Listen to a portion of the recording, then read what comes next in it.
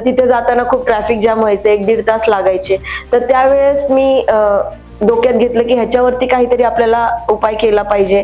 तर मग मी direct PMO ऑफिसला नरेंद्र मोदींना लेटर लिहिलं की बाबा असं असं आहे, इथे असे असे त्रास आहे मला. आणि आपले म्हणजे आमचे आमदार योगेश अण्णा टिळेकर, तर त्यांनाही लेटर लिहिलं होतं की बाबा असं असं आहे, हा आपला ट्रॅफिकचा प्रश्न आहे, तो लवकरात लवकर सोडवावा.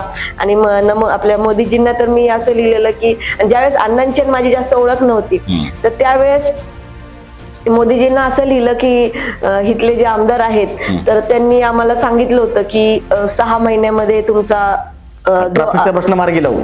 6 महिन्यामध्ये अंडरपास किंवा ओव्हरब्रिज आम्ही करू आणि त्या पद्धतीने तुमचा ट्रॅफिकचा प्रश्न आम्ही मार्गी लावू. पण आज 2.5 वर्ष झाले इथे ट्रॅफिकचा प्रश्न सोडवला गेलेला नाही, आमची सामान्य जनतेचं खूप हाल होत आहे, असं डायरेक्ट मी आपल्या पीएमओ ऑफिसला लिहिलं होतं. आणि ज्यावेळेस ते अण्णांना कळालं तर अण्णांना पण असं वाटलं ही चांगली कार्यकर्ता आहे. मग अण्णांनी मला पद देऊ केलं. आणि त्याच्यानंतर त्यावेळेस तर असं झालं की तिथे 200-300 महिला होत्या आणि त्यावेळेस अण्णांनी मला म्हणजे पद देऊ केलं. आमच्या घरात पण असं काही राजकारण नव्हतं, हे म्हटले काही सध्या नको, पण मी तरी आपलं एक काहीतरी सामाजिक करावं ह्या अनुषंगाने मी ते पद घेतलं. पण मी त्यावेळेस एक वाक्य बोलले, म्हटलं अण्णा तुम्ही मला किती गाजर देण्याचा प्रयत्न केला तरी मी माझं काम सोडणार नाही.